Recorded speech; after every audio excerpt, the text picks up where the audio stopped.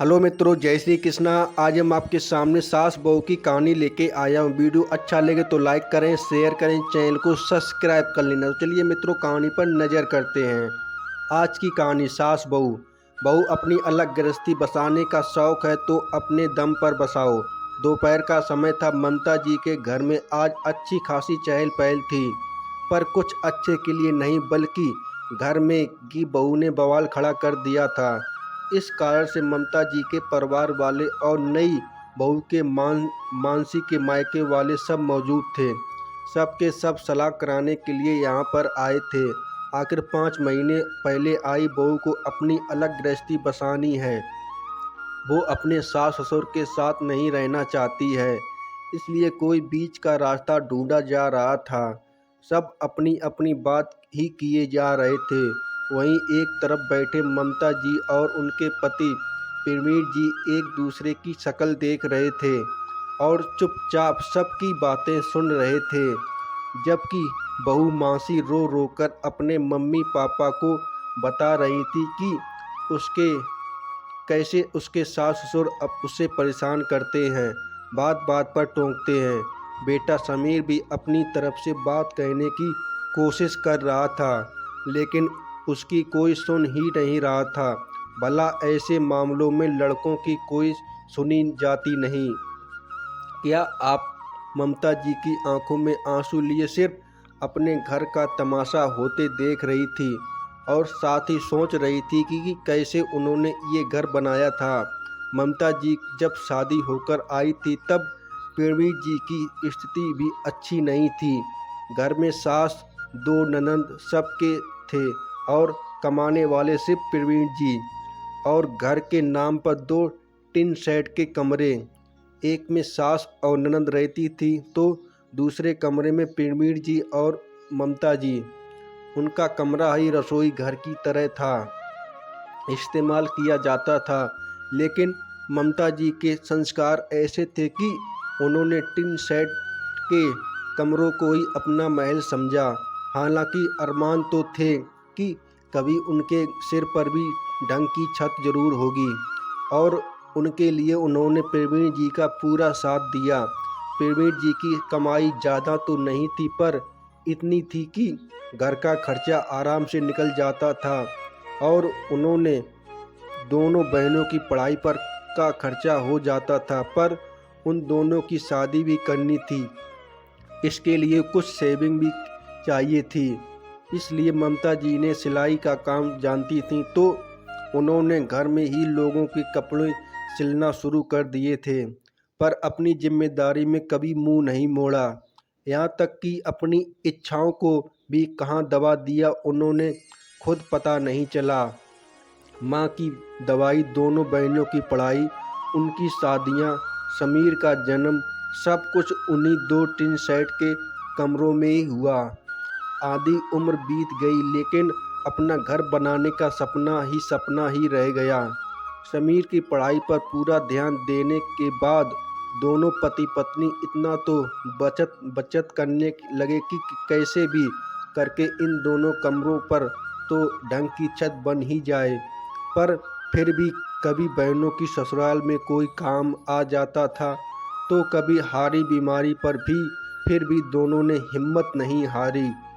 जैसे जैसे पैसे एकलत होते गए वैसे वैसे एक कमरे की छत बनती गई और फाइनली समीर की पढ़ाई पूरी होने तक मकान अपने पूरे नक्शे पर आ चुका था। एक एक कमरे करके पूरा घर तैयार हो चुका था। आज घर में 2 कमरे, 1 हॉल, 1 किचन, सब कुछ था। समीर की पढ़ाई पूरी होने के बाद उसकी नौकरी लग गई। अब तो दोनों को अलग था कि उनकी मेहनत रंग ले आएगी। बस अब घर में बहू लाने की तैयारी होने लगी। आखिर इकलौती लड़का, अपना खुद का घर है, अच्छी नौकरी करता है, इसलिए मासी का रिश्ता समीर के लिए खुद आगे से चलकर आया था। देखने में भी वो सबको भली लगी थी, इसलिए समीर की शादी मासी के पक्की कर दी। कुछ महीने बाद दोनों की शादी भी हो गई, लेकिन मासी को अपने सास ससुर के साथ रहना रास नहीं आया। आजकल की जनरेशन का परिवार से मतलब पति पत्नी और बच्चों से होता है। यही सोच मासी की भी थी। उसे सास ससुर के साथ रहना किसी वंशिद से कम नहीं लगता। ममता जी प्रवीण जी कुछ कहते तो उसे लगता था कि ये लोग मुझे टोक रहे हैं। घर के काम करने में उसे वैसे ही रोना आता था, जिसमें तो आधे से ज़्यादा काम तो ममता जी ही कर लेती थी। बाहर से सब्जी भाजी और सामान लाने का काम प्रवीण जी का कर लेते थे। वहीं आने जाने पर भी कोई रोक टोक नहीं थी।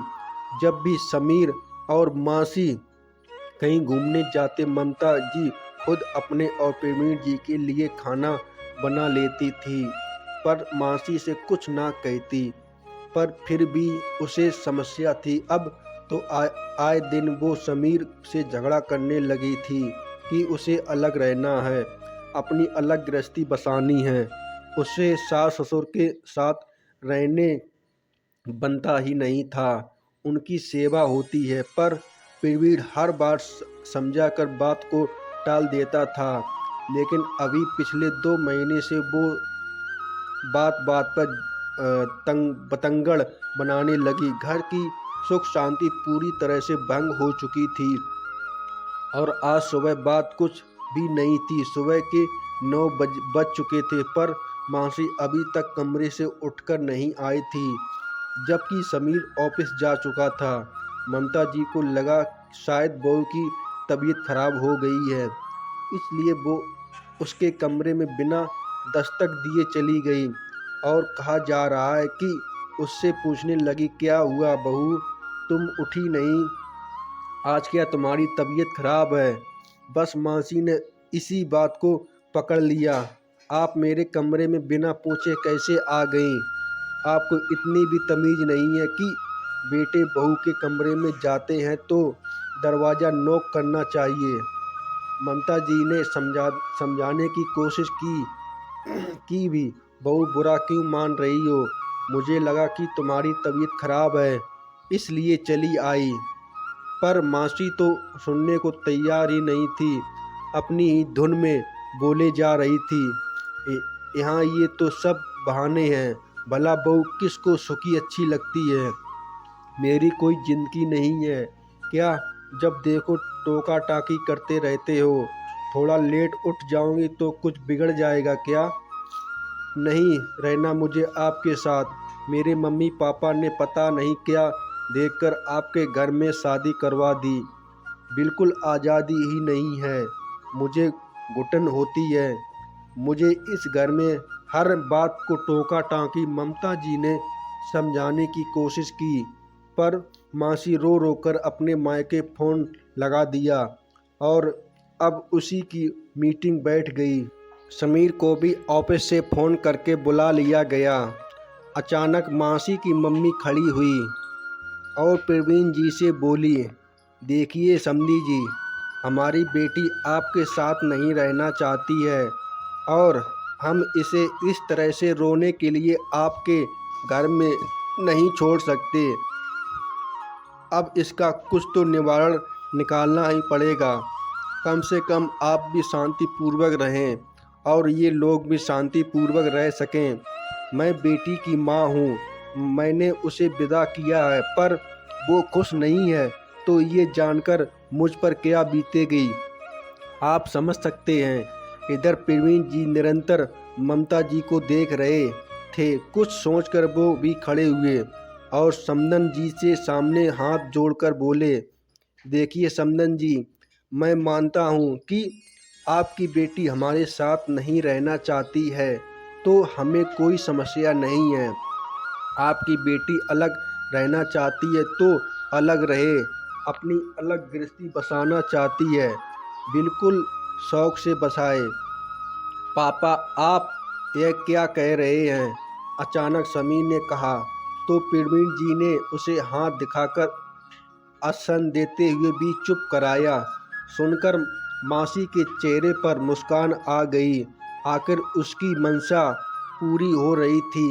तभी समदन जी ने कहा, तो तो समधी जी बताइए कि आप इस घर में से कौन सा और कितना हिस्सा अपने बेटे बहू को नई गृहस्थी बसाने के लिए दे रहे हैं, ताकि अभी हम इनकी गृहस्थी साथ ही साथ सेट कर जाएं और फिर बच्चे मायके पास ही तो रहेंगे।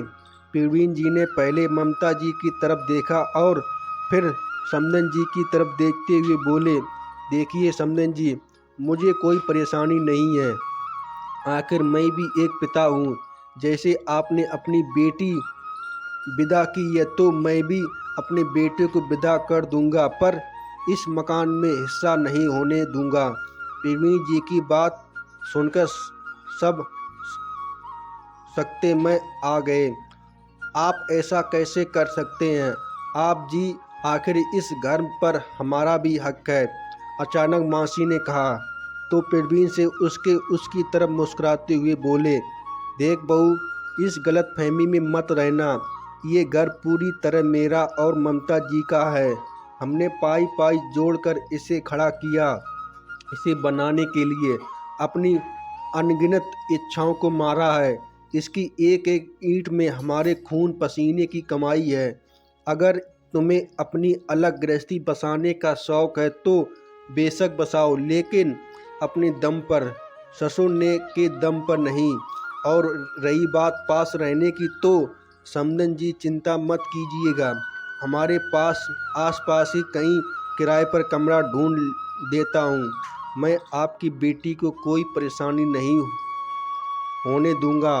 प्रवीण जी की बात सुनकर मासी की सिट्टी पिट्टी गुम हो गई। इसे इस तरह के जवाब की बिल्कुल उम्मीद नहीं थी। अब नए तरीके से गृहस्थी शुरू करना मासी की बस की बात नहीं थी। मासी ने उम्मीद के साथ अपने पिता की तरफ देखा तो वो प्रवीण जी के साथ खड़े थे। बेटा, मैं तो प्रवीण जी के साथ हूँ। अपनी मेहनत की कमाई का गुरूर ही कुछ और होता है, और उसने गृहस्थी खुद बसाई है तो उसे गृहस्थी की अहमियत बहुत अच्छे से पता होती है। बसी बसाई चीज़ में हिस्सा मांग लेना तो बहुत आसान होता है। मासी को तो अभी भी यकीन नहीं हो रहा था कि ये क्या हो रहा है। उसने उम्मीद भरी नज़रों में अपनी मम्मी की तरफ देखा। बेटा, मुझे भी लगता है कि तेरे पापा सही कह रहे हैं। जो इंसान अपने हाथों में तिनका तिनका जोड़कर अपनी गृहस्थी बसाता है ना, उसे अच्छे से पता होता है कि गृहस्थी की अहमियत क्या है, और फिर उस बसी हुई गृहस्थी को देखना कितने सुकून के पल होते हैं। मैं तुमसे ऐसा पल छीनना नहीं चाहती हूँ, पर तुम फिक्र मत कर, ये किराए के कमरे में कभी तेरा सारा सामान शिफ्ट करवा दूंगा। आखिर माँ हूँ ना। मुझे अच्छे से पता है कि तुझे अकेले काम करने में परेशानी होती है। अब तो मासी से कुछ बोलते ही नहीं मन रहा। इसलिए जब मासी ने देखा कि उसके पापा मम्मी भी उसके साथ नहीं हैं, तो आखिरकार थक हार कर मासी को उसी घर में रहना पड़ा। तभी भी कोई बार अलग होने के कीड़ा कुलबुलाता था, लेकिन जानती थी कि साथ ही देने वाले कोई नहीं है, तो अपने आप ही रो धोकर रह जाती है। वीडियो अच्छा लगा हो तो वीडियो को लाइक करें, शेयर करें और चैनल को सब्सक्राइब कर लेना।